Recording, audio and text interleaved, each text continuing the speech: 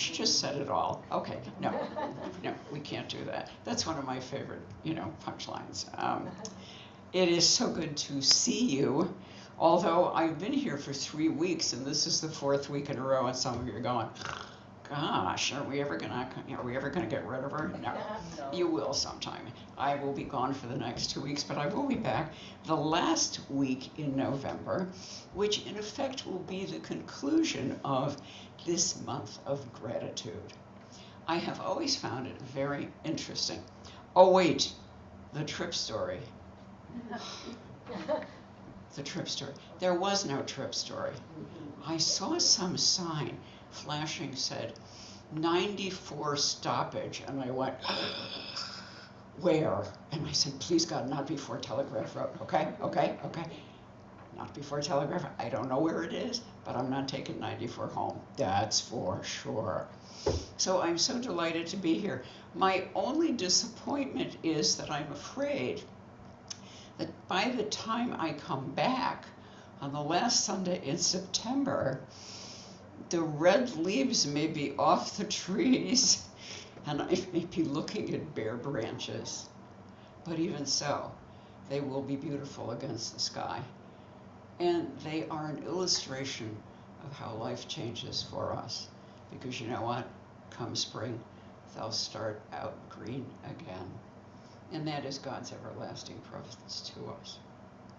So as I started to say, I have always found it very interesting as a minister, especially when I was full-time and went through the whole year, to look at the holidays or the months. And November is a good one.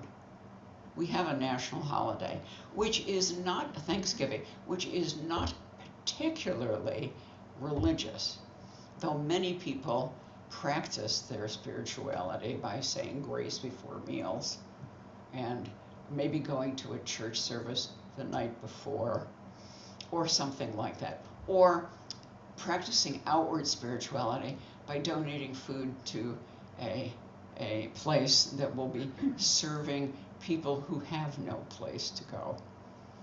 I actually have an invitation for Thanksgiving, and I'm supposed to bring something, but so far it's a little problematical because these two are vegan, but they do eat butter. These people don't eat meat. These people don't, and I'm thinking, what am I going to take? And then I thought, a really good bottle of sparkling apple juice.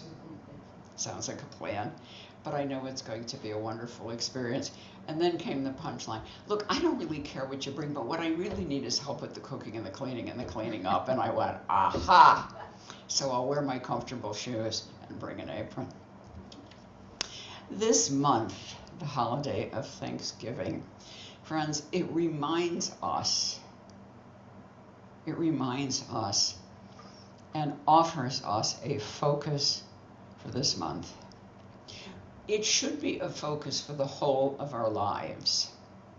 In fact, there's going to be a class the next 3 Wednesdays, and it's called Gratitude.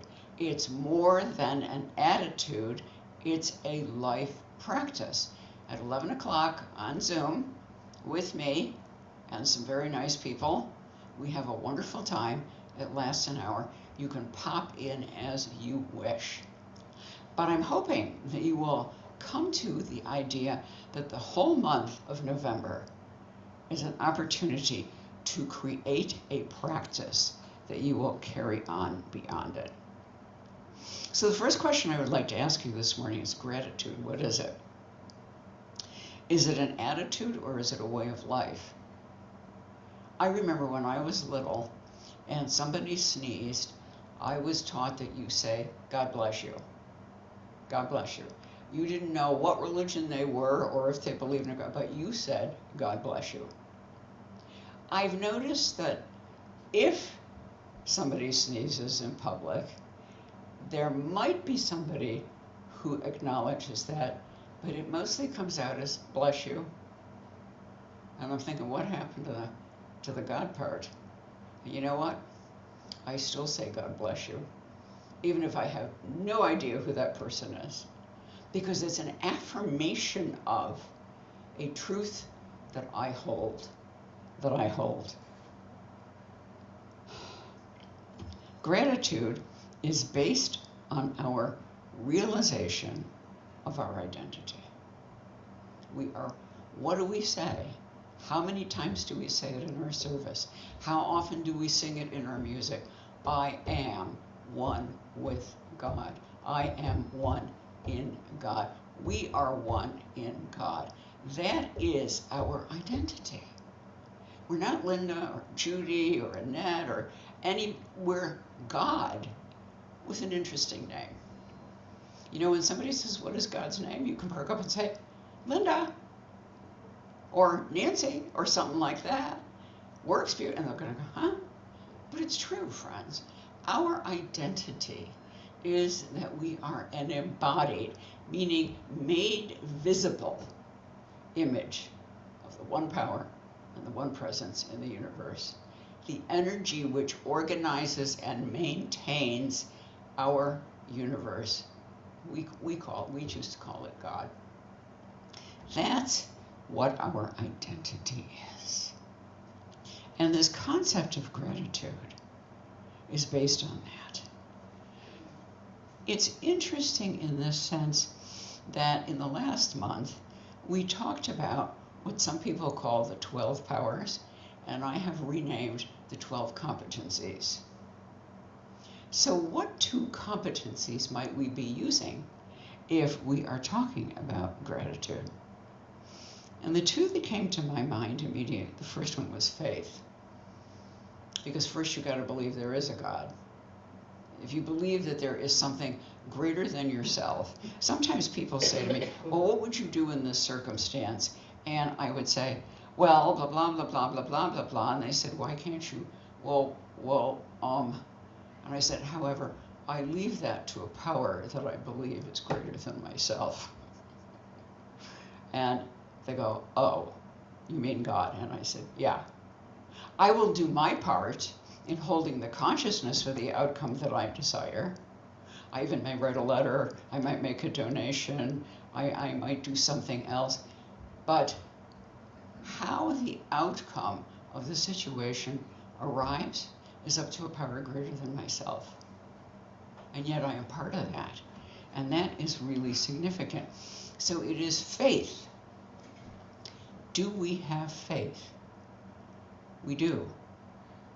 Faith is the vision of things hoped for. The vision of things hoped for. And as believers in a loving and all good God, what is our vision? Goodness, love, peace, joy, happiness, conviviality. It's the world that we desire to see. It's the world in which we desire to live. So what happens when it doesn't quite look that way? What do? We strengthen our faith.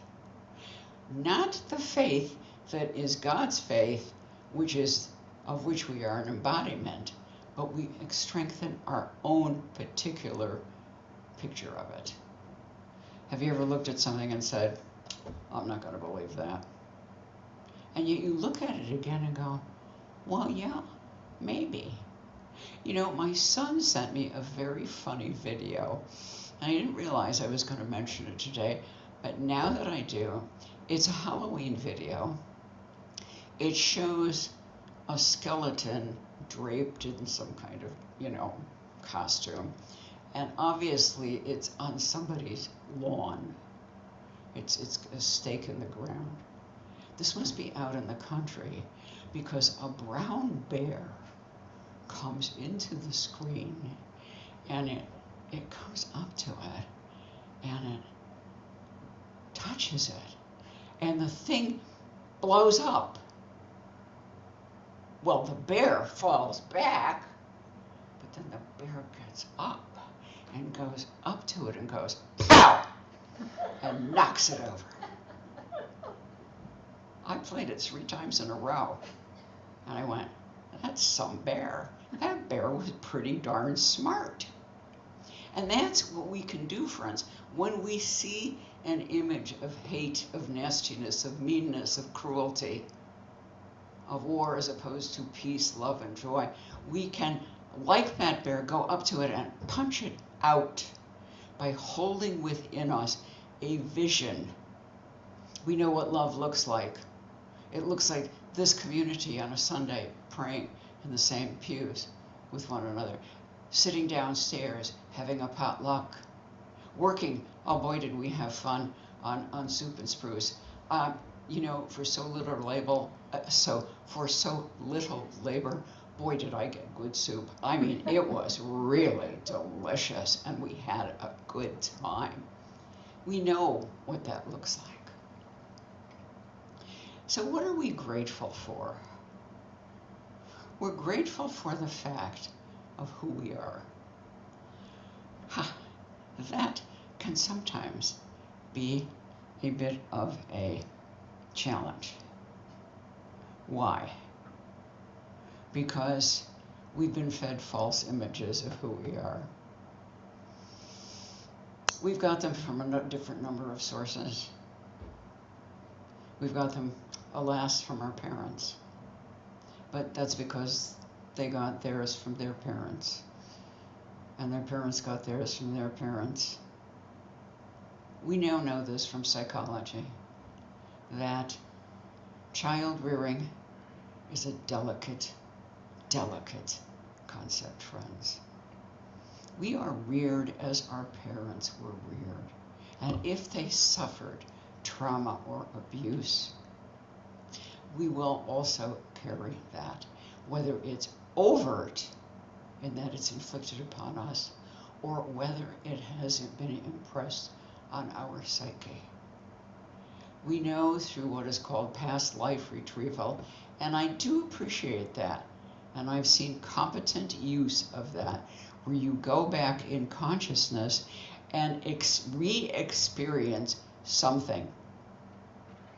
But then when you come back to the present day reality, it's, now I understand why mom did, or dad said, or teacher did, or so-and-so did. And we can make another choice. We can say, that's an untruth about me. I don't have to live by that untruth, because there's only one truth, and that is I am an embodiment, presence of God. There is a presence that heals us, folks. When we look at ourselves, when we get up in the morning, we look at ourselves in the mirror. Yeah, I know you know what's coming. It's my favorite line. Good morning, God. Thank you for yesterday. What am I going to thank you for today? But the problem is we have a runny nose. We didn't sleep. Our hair is in 14 different directions, if we have any hair left. And we're going, I don't know about this. But the reality, friends, is it's true. Why did Charles Fillmore tell us, judge not by appearances? Look within. But we don't know how to look within. The most important thing we can do is close our eyes. Because when we close our eyes, we have gotten rid of the illusions that distract us from the truth of our identity. You wake up with bedhead, stuffy nose, laid low with the flu. It's still God whose presence heals us. So if you wake up with a stuffy nose, or you got the flu, you look in the mirror and say, good morning, God. I am whole and I am healed. I know that's a challenge. I know that's a challenge. Especially if you have a serious illness, which inhibits the quality of your life sometimes, either temporarily or very long term. You still look in the mirror and say, good morning, God. Thank you for yesterday. What am I going to thank you for today? A component of gratitude is giving. Is giving. Okay, here she comes. This is going to be the pitch for the donation. No, it's not, friends. It's not. It is not the pitch for the donation. We give not to get. We give because we already have. We already have.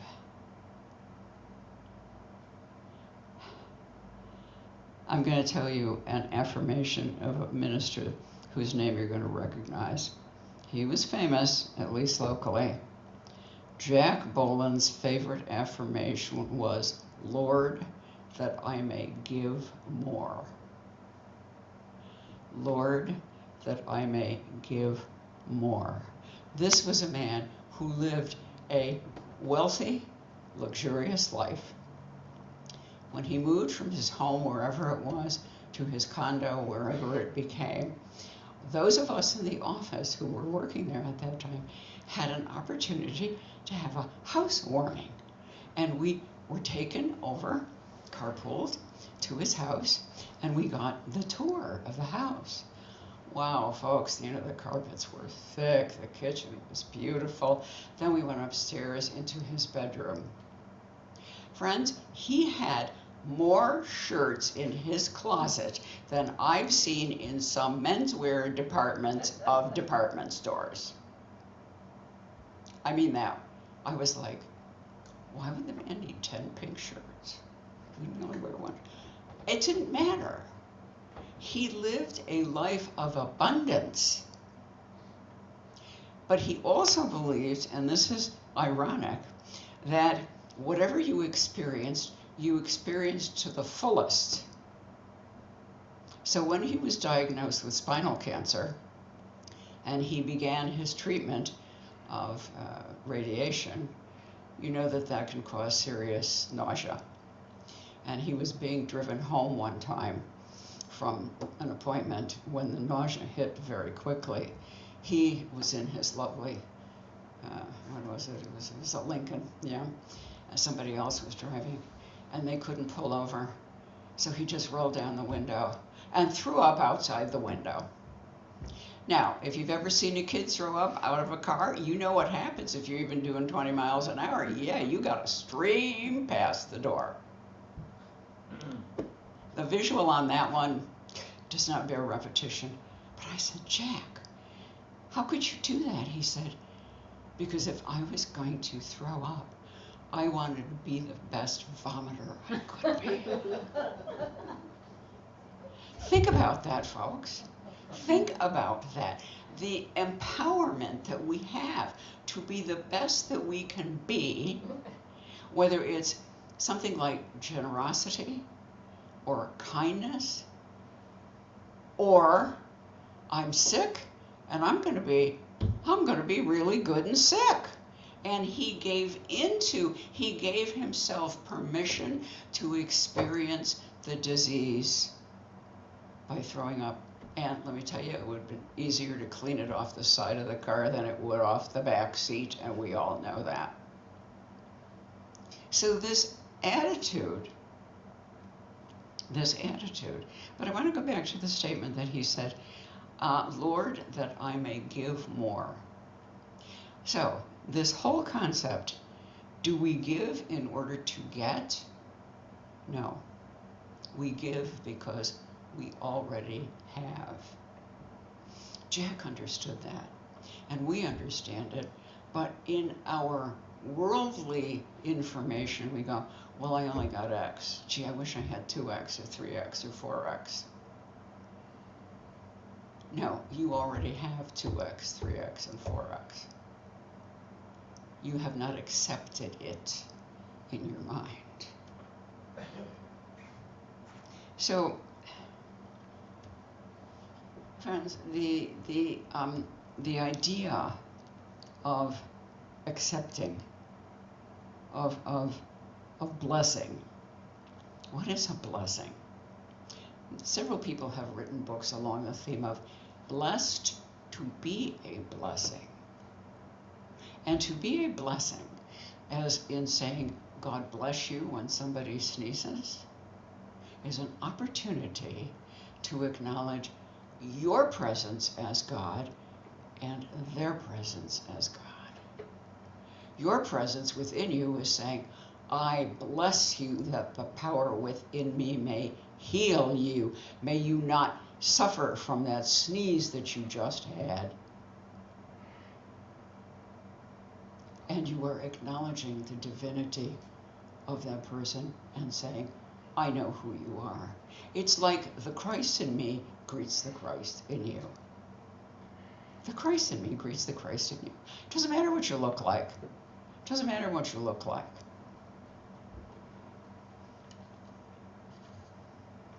So I'd like to teach you something called the practice of 40 blessings. And I'm going to ask, the ushers are so good. Here he comes. He's going to hand each of you a piece of paper. It's been folded, okay?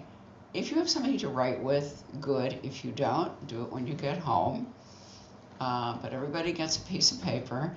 Then I'm going to show you what it looks like, or what it should look like, and what you're going to do with it. And Sean's staff over there. There we go. I don't need one. I got one. Okay? Everybody got their piece of paper?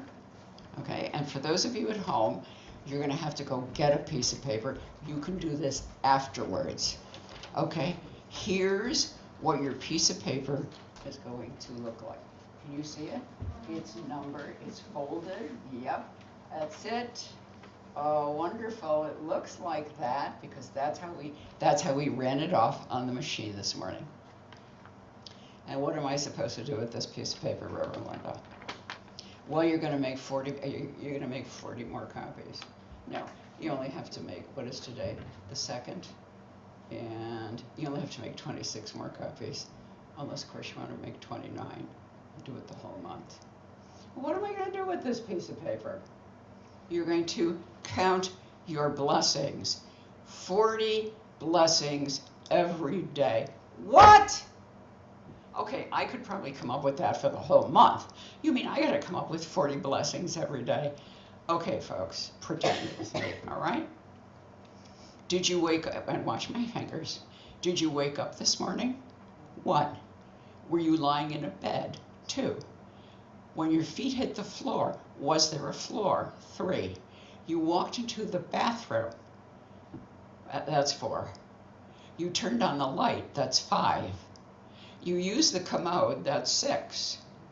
The competency of elimination worked, and you got rid of your toxins. That's 7. When you arose, you flushed. That's 8. You went to the sink to wash your hands, 9, and then you looked in the mirror and said, thank you, God, for yesterday. What am I going to thank you for today? You already hit 10. Do you see what I'm saying? We are creating, that's why gratitude is a practice. It is a consciousness of thankfulness. Then you walked into the kitchen, probably across a carpeted living room or family room. If your thermostat wasn't on automatic, we're now up to 12, you adjusted it. You turned on the light in the kitchen. If you had the machine, it was plugged in and it already made coffee. If not, you started the process. Do you see, before the first 10 minutes in your life has elapsed, you may be up to 20 blessings. Because when you opened the refrigerator, the light came on. Good sign. That means the electricity was working, and so was the fridge. And then you went over and you got your filtered water, if you use filtered water. Who in Michigan doesn't use filtered water? Okay, never mind. We won't go there. And so on. Friends, before lunch, you may well have the 40 blessings. And if not, if I may quote my dear friend, Elmer Schmidt, he said at the end of the day, Reverend Elmer Schmidt, who said at the end of the day, when you lie down in the bunk and you put your head on the pillow, you say, thank you, God, for today. Thank you, God, for today. And thank you, God, for the sleep that is going to restore me now. This is not rocket science, friends. It is actually quite easy. What it is doing is training the mind. Now, we have now learned enough about brain science to understand that repetition creates new neural pathways in your brain. And there was an unpleasant story several years ago about an elderly gentleman. It was told by his daughter. His wife had passed away, and he was lonely, so he started listening to what was then called talk radio. Okay, remember talk radio when it first got started? And he became really angry, misogynistic, hated women, ugly words all the time. She couldn't figure out what happened to her father. Then one day she spent a couple of days with him and listened to that same station that he listened to, and then she understood. He had been brainwashed by the negativity of that talk radio station. Well, have we advanced? We don't even have to turn on a radio. We just have to take the thing out of the back pocket of our trousers and go, there you go. We are inundated daily with falsehoods, with negativity, with error. There is only one truth with a capital T, friends, and that there is one power and one presence in the universe, God the good, omnipotent, omnipresent, omniscient, all-loving, and incarnated in us. That's it. That's it. That is why when Unity began, people wrote their affirmations. They wrote their affirmation. I remember 47 years ago when I went to Unity of Fairfax for the first time, I thought, what do you write? What are you writing? What is all this writing? Then I began to understand.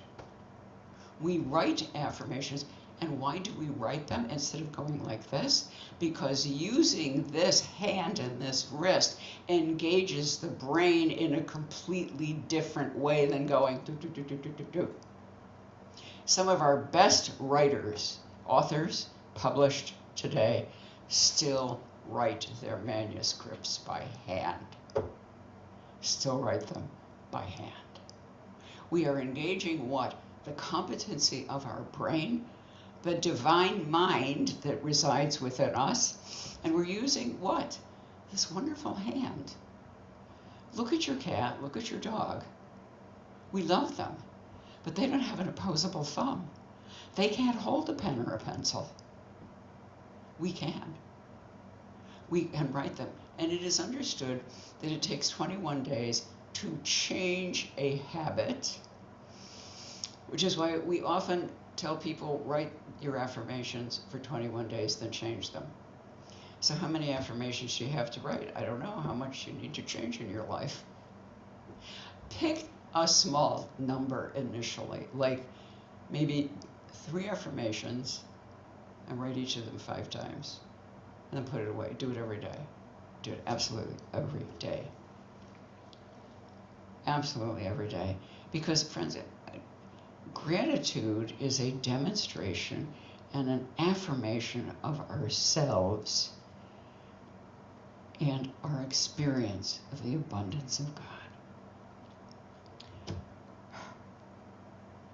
I told you about a miracle I had last week. For those of you who were here or watched, you'll remember it. For those of you who weren't, I told you that I went to a lovely bird dog bakery in Ypsilanti to get a coffee and a bagel before I went to the Ypsilanti Farmers Market. And I enjoyed it. It was delicious. And then I went to the market, and I'm walking around, I'm buying vegetables and stuff, and I stopped at the desk where there's a library. The library has a display, and I know the person who's got the duty, and we're schmoozing away.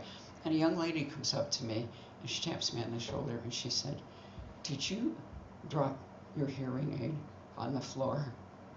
And I went, "Oh my God, I didn't even realize it wasn't in my ear." And I said, "Yes, I did." She said, "Well, here it is." how did you know where to look for me? And she said, well, when you came in and you ordered your coffee, you were wearing your kitty cat ears and your t-shirt that said, this is my cat costume, and told me that you were going to the Halloween party at the farmer's market. So when I picked it up, I figured I would come over here and start looking for you.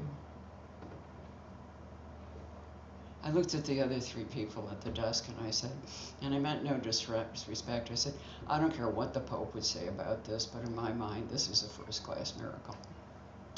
Well, the rest of the week was just amazing. Every time I put that hearing aid in, it was like, thank you, God, thank you, God, thank you, God. Well, yesterday, friends, the proof was in the pudding, as they say. You know, the rest of that is the proof of the pudding is in the tasting. That is the complete sentence. Yesterday, I had to make a decision. As many of you know, unless you've been hiding under a rock, those people who have SNAP, which stands for SNAP, which is AKA food stamps, that ended Friday night.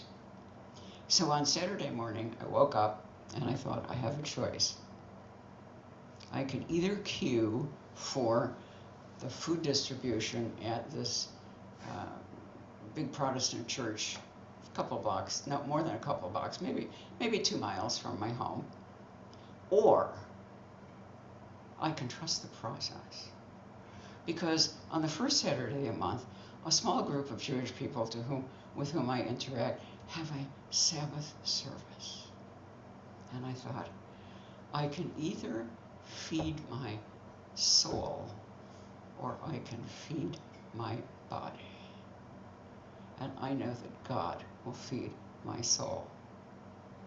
So I got dressed to go to the worship service. I wore pretty much what I'm wearing today. I got there. We had a wonderful service. We shared. We do a kind of a round. We're small, so we all get to say a little something. And I told them the choice that I made, et cetera, et cetera. At the end of the service, 2 of the people gave me money. One of them had a cute note that said, this is to help the U.S. government help you until they get themselves together. Okay, I smiled about that one. Here's what I'm going to do with those. I'm going to cash those checks, and I'm going to tithe on both of them, and then I'm going to add to it, because I'd already made a decision to send a contribution to the Washtenaw Agency, Jewish Family Services in Washtenaw County, runs what's called Nourish Kitchen. It has a distribution. It has specialty diets based on medical needs, disability needs, and it also honors religion. There are kosher foods for Jewish people and halal meals for observant Muslim people. And of course, their money was cut as well. And I came home and I went, this stuff works. This stuff works. I'll say it again. This stuff works. But this stuff is not just stuff. It is the truth of the universe in which we live, friends. That the whole of our being and our experience, both visible and invisible, is within God. And where is God? God is within us. And therefore this month of Thanksgiving, and it'll be interesting because I'll be back on the last Sunday. You will have had your Thanksgiving dinner the week before in community, but then you'll have your Thanksgiving dinner with family and friends again on the Thursday after we've been together. And the title for that day is Reaping the Blessings. So I offer you a funny piece of paper. If you don't want to use a piece of paper, How many of us have a little stack of cutesy little notebooks at home that somebody gave us free that we got, or was so cute that we said, oh, I gotta buy one of those, and it's just sitting there, 1 to 40 every day. Why 40? Because 40 is a mystical number of completion. Friends, we are blessed to be a blessing. Gratitude is a demonstration and an affirmation of our life in the abundance of God. Last week, we were blessed with two kind soup, as they say. Two kind soup. I did a little dusting and a little polishing, and I had two kind soup, but I had it in the company of loving people who also dusted and polished and had two kind soup, because we love the community in which we live. So I invite us to take these thoughts, these ideas of gratitude, these ideas of abundance, and this idea of making a list into a time of meditation. I invite you to close your eyes. And why are we closing our eyes? So we do not see that which might distract us from the inner awareness of God present within us.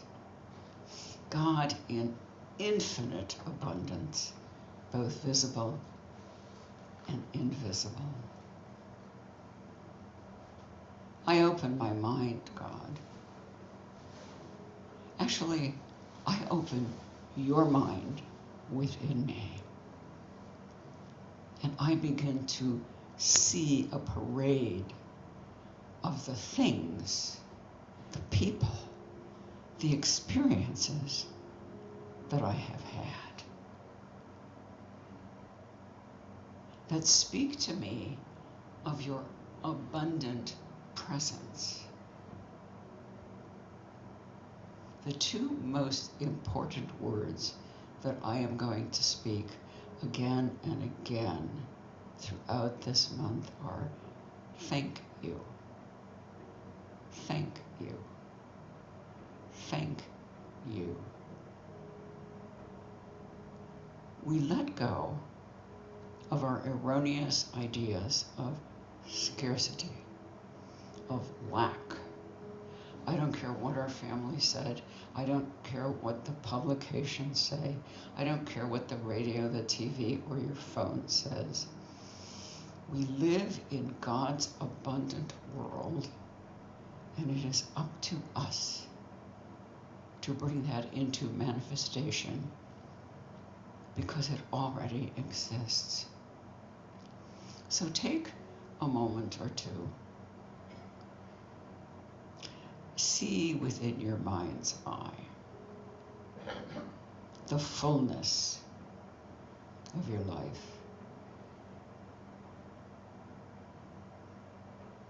You slept with a roof over your head, in a bed, your feet met a floor. The water, the electricity worked in your house. Maybe you made breakfast. Maybe somebody else made breakfast. You fed your beloved pets, and they showed their appreciation. And then you opened the garage door or went out to the parking lot and got into an amazing vehicle that transported you here safely to be in this community, a community committed to love and appreciation of one another. And when we are finished here, you will reverse this process. Go home, complete the day, and when you put your pillow on the bed at night, the last two words, of which you will have said many times in that day, thank you. Thank you, God. I am blessed to be a blessing. Now let us listen to and sing together the Lord's Prayer.